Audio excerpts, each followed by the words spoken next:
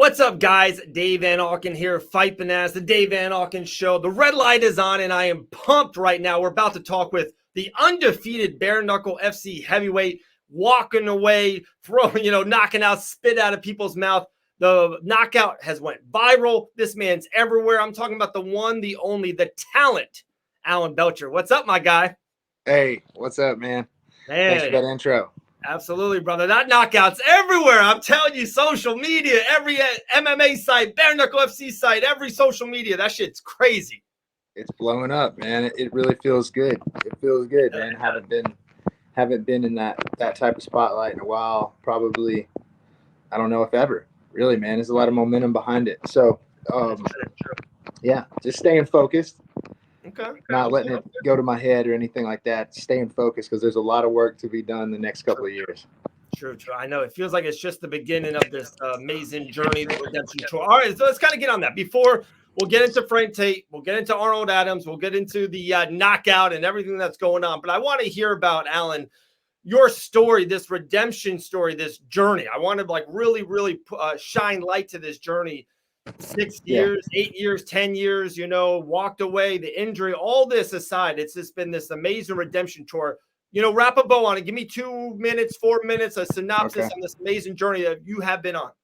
Okay, cool, man. Well, I guess I'm assuming that people know a little bit about my UFC career. I was very young, 22 years old in the UFC, and within my first 3 to 4 fights, I was top 10 in the world. So I was top 10 from probably 23, 24 all the way until my last fight at 29. And in my own world, in my own mind, there was never going to be enough. I was just going to keep chasing more money and more the belt and all that type of thing. And it was just a lot of pressure. And I felt like I needed some relief from that pressure. I had the eye injuries and all these things and, people around me, and I had a family and I had business, and there was, it was just a lot. It was a lot going on. And it's similar. I'm sure a lot of people can relate, to something that they've been through or that they've done in their life, and, I ended up going and, doing something else. I was like, all right, I don't have to fight. I don't have to just keep chasing this belt. Let me let go of the ego a little bit and let me just be, let me just provide for my family and let me just do whatever it is that you're supposed to do as a man, what you're taught that you're supposed to do, raise your family and bring home money and stuff, and stop making it all about you and be so self-centered or whatever. So what I did instead was then I became addicted to business and money in a different way, right? And I started getting involved in all types of different businesses, and I built a really big company. I built a consulting company and opened up more gyms and, did a lot of internet marketing, selling all kinds of things. And, and I started going there. And then before I know it, I'm like, man, I'm going the same road here. And I'm really just, my attention is right here. I can't split my attention between other people and, the relationships I need and my own personal health. And, so like a lot of people, I struggled with addiction of different things, not speaking of drugs, but just being addicted to work and addicted to things that you don't think that are drugs, like tons of espresso and coffee all day long, just stimulants, boom, boom, boom, and dude, getting, just in a really bad place, and so, those 8 years that I was off, I had a lot of good experiences. I had growth in different areas, but a lot of it, I feel like I even regressed in my growth a lot. So, and I think that's from just getting off track of what your purpose is and what you're meant to do, So once I got myself in a place mentally where I didn't have to be the best in the world, and I didn't have a lot of people around me blowing my head up anymore, you know, which is something that I'll never do again, is let people come in and leech off of me, or come in and pump me up and be my hype men and my entourage and that type of thing. And, you know, once all those people were gone, not that it was their fault or anything, but, you know, I'm back in a position where now I'm an underdog or whatever. And I just kind of, you know, woke up one day and realized that, you know, one of these days it's all going to be over. You're going to be old. You're going to be on your deathbed. You're going to look back, and at that point, you're not really going to give a fuck what people think. You know, you're not going to give a damn what, you know, what people think or whatever. And you're just going to, you know, ask yourself, what did you do, you know, for yourself and for your family, your legacy, what you're leaving behind. So I got myself in a mental place where I was like, well, I mean, why the hell not? Let's do this. I had the eye injuries and the eye surgeries, and there was a little bit of risk there, but I weighed it out, and I was like, man, I'm not gonna let that hold me back. I'm really not gonna let anything hold me back. I got a few years left. I think I was like 36, 37 at the time, and you know, I was like, And man, was I it got a good. did David Feldman at that time, did he kind of reach out to you? Was like, hey, you know, you would Yeah, be a huge addition into this heavyweight division. Is that kind of how it absolutely. happened? Yeah, I mean, Feldman was a big factor in it, you know, because he did reach out to me, you know, a few times. We had a couple of meetings, had a couple of dinners and stuff, and he really believed in me. He thought that it would be a good spot for me, that I would do well, and that it would be good for BKFC and all those types of things. So he really got my wheels turning. And Dean Toole is a really good friend of mine, and he stayed after me. Honestly, every time we would talk for 8 years, he would always encourage me to go back and say, hey, look at this, look at the light heavyweight division, look at the heavyweight division, you should be doing this, you should come on, man. Because I think he saw that I wasn't happy with what I was doing, you know. And happiness is everything. And the people watching this right now may not even realize that, because you hear, you know, happy. Oh yeah, well, I'm happy, and happiness is great. But everything in life is about happiness. It doesn't matter what any question I could ask you right now, Dave Van Auken. I could ask you any question about what you want or whatever, and it could even, you're either going to you're spinning it in a way to make it about your kids or whatever, but it's always at the end of it, then you're going to say, why is that? And it's going to be to be happy, because that makes it happy, right? I want my kids to be happy. Why do you want your kids to be happy? Because that makes me happy. Why do you want to be rich? Because then I could do this. Okay, if you do this, why do you want to do that? Well, because I can do that. Well, why that? Because of being happy. Happiness is everything. So, and it's about you. It's about what makes you happy. And why else? You know, why else? It's like, not going to live a miserable life. You know, nobody wants to live a miserable life. So I got myself in a good spot, and everything just kind of fell together. Feldman came, reached out to me, and those wheels started turning in my head, and I started, you know, just trying to get into a reality. And I was like, all right, if I'm going to do this, I'm going to do it full time. And I changed my whole life around. I stopped drinking alcohol. I stopped anything unhealthy that I was doing, and I really got busy, you know, transforming my body, getting healthy, getting my mind healthy, and getting closer and closer to really having the confidence to do it. And before I knew it, I was manifesting and attracting things, and now we got a fight lined up with Tony Lopez, and I was like, man, this is real. So I come back, and then, you know, every fight since then has just been lots of growth, and I'm on that upward spiral right now, and I feel like I'm very happy. I'm doing this for myself, but I'm starting to get more and more connected to, you know, to the people that are there supporting us, and it really feels like this time that this is something that I'm doing with everyone. I feel the vibe. I feel the energy from the fans and the, you know, the guys that are defending our country, that are overseas, and the firemen and the regular guys, the moms and the kids that are looking up to me, and all these types of things. And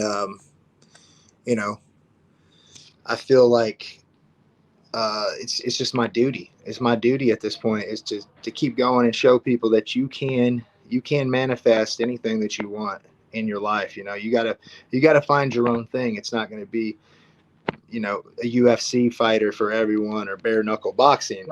But you are in a lot more control of your mind and what's going on around you than you actually think.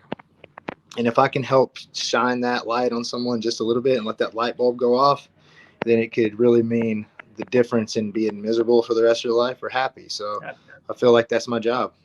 I love it, man. I love it. It's such a great story. Talking about being happy, that knockout, that walk away knockout win against Frank Tate, man, it was awesome. Videos are leaking of you kind of just running around trying to get to your people and your family and stuff of that nature. You defeat Lopez, you defeat Bobo. This fight, you and Frank, Arnold Adams is there to commentate, so we know it's a big deal. It's a main event. It was kind of the uncrowned number one contendership fight. You said you were going to knock him out in a minute. It was a minute and 10 seconds. We all can't be perfect, but you knocked this man out. And then the thing that's went viral, Alan, like all this water came out of Frank's mouth. Have you talked about it? Have you seen that? It's been wild. All these stories and videos out. It's bananas. So yeah, man, that's a mystery. It's kind of like, you remember Ben Henderson in the UFC with the toothpick? Yeah. The toothpick. Yeah. So it's a mystery like that. It's like, did he have a toothpick in his mouth while he was fighting? And then there's the toothpick, then it's gone. It's like, what's going on? What's going on with Frank Tate? Did he have water in his mouth or something? I actually heard that his coach or something was on a podcast or something and said that he had water in his mouth that he forgot or something. I don't know. I think there's more to it. My theory. Okay, I'll give you my theory behind it. Okay, just as a little side note. I don't know if this is even interesting to anyone, but I mean, it is kind of weird. At first, I was like, "Damn, this really takes away from my knockout because all this shit coming out of his mouth." But there is, I think, some science behind this. I'm not sure if Frank Tate doesn't seem very scientific, but maybe his coach is. I don't know. But you hear me talk a lot about fear. And all these different things, the nerves and the jitters and the pressure and whatever you want to call it, it's all just fear. It's all just fear, right? So, and fear is just a natural response that we have that's there to help us out. And one of the things that can calm you down and tap into more of a calm nervous system instead of like your defense mechanisms and dumping your adrenaline and stuff is breathing through your nose. So if you look at Izzy in the UFC, he never breathes out of his mouth, right? The best guys breathe through their nose. And when you breathe, if you're a mouth breather, you're literally just in a panic state all the time. So when it comes to fighting, he had a mouthful of water, so he's got to breathe through his nose. That's my theory. That's my theory. And I don't know if you noticed, but like at the weigh-ins, Frank wouldn't look at me. Yeah. And before the fights, he wouldn't look at me. And these are all signs of. A lot of people would say these are signs of someone that's scared or something like that, but we're all scared. It's a sign of someone that realizes that it's okay to be scared. And when I look at the person, it makes me more scared. And that's just, you don't have to do that. Takanori Gomi used to do this way back in Pride in his stare downs and things like that. He would just turn his head and never look at the person in the eyes because it's just wasted energy. The intimidation doesn't really do much. Right. A lot of times when you try to intimidate someone or you try to push them or you disrespect them, it's like, that might backfire on you. Now you light a fire on that person's ass and they train harder and they go harder than they'll never quit. Now you've created pridefulness in that person. You don't want to do that. Right. So it's better just to keep it calm.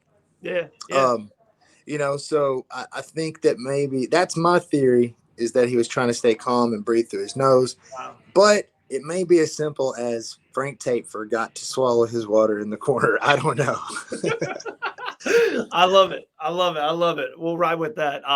So you knock out Frank Tate, you walk off, you're kind of going around, a lot of stuff's going on, and all of a sudden, boom, Arnold Adams, you probably saw the video. He went, berserk when he saw the knockout. He walks into the ring. I see you guys kind of go back and forth. You've been saying this, you've been manifesting this for a minute. 100%. You, Arnold Adams, is next. When and how soon do you think we can really see this? Is this something we can see at the end of the summer? You look healthy. You don't look like you got any scratches on you. Can we see this sooner than you think, or you wouldn't mind if you get at this in 6 months? Well, what I would love to see happen is something created in July. I think there's nothing really in July. I don't know if that's a break for BKFC or whatever. But I say let's put something together and just do it in July because, why not? I'd rather do that than wait. I did talk to Feldman, and I'm not sure if I can really say that. Maybe I'm leaking a little bit, but he said probably September. Okay. So I may get in trouble for saying that, but probably September, and that's cool. If that's the case, I've got 2 or 3 boxing matches lined up. I'm still climbing the ranks in pro boxing. So I'm going to do that in July and then train for Arnold Adams in August and then beat him in July. I love that. And I was honored to be commentating on one of your boxing matches around 5 weeks ago. It was funny because Pearl Gonzalez and myself were commentating, and we were talking, we're behind the scenes a little bit, and we're like, it's pretty wild that you took a boxing match against a killer. Cam Graham's he's not just someone they put off the street. He's around the scene. He fights MMA, he fights boxing. He's a legit boy. He's a legit man. And you fought in boxing, I think, what was it, 2 weeks or 3 weeks on the dot before you're about to fight, and a big main event gets Frank Tate. And a beautiful, second round knockout. I called it. You literally got off that center line, threw that right across, and Cam Graham, I don't know if he's okay yet, but hopefully he is. But just the streak you're on, momentum you're on, I think everyone feels it too. Like you were saying, like I'm bringing everyone along on this. I think everyone feels it. I think you've been a real limelight for Bare Knuckle FC. The heavyweight division's been on fire since the last 2-3 years. Chase Sherman and Joey Beltran to Arnold Adams, and Dylan Kleckler was doing his thing. And now you're the #1 contender. There's no doubt about it. It should be good. It should be good, man. I cannot wait. September, hopefully it is. And Alan, hey, I know you got family stuff coming up. We'll let you run. Is there any last things you want to get off your chest, or anyone you want to shout at, anything of that nature?